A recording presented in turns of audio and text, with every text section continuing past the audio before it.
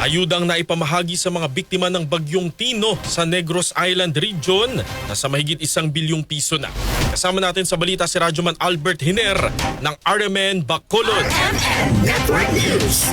Nasa mahigit 1 billion pesos na ang naibigay na ayuda sa ilalim ng emergency cash transfer ng Department of Social Welfare and Development para sa mga pamilya na nabiktima ng Bagyong Tino sa Negros Island Region. Batay sa tala ng DSWD, nasa 183,251 na pamilya kasama na rito ang mga benepisyaryo mula sa Bacolod City, Bago, Himamaylan, Lacanluta City at mga bayan ng Binalbagan, Isabela, La Castellana, Moises Padilla, Pontevedra, Pulupandan, San Enrique, Valladolid, Negros Occidental at Canlaon City, Negros Oriental. Kahapon ang muling dumagsa ang mga tao para sa last batch na mga benepisyaryo batay sa direktiba ni Pangulong Bongbong Marcos Jr. na dapat siguruhin na matanggap ng mga benepisyaryo ang ayuda. Kasama mo sa RMN DYHB Bacolod, Radyoman Albert Hiner.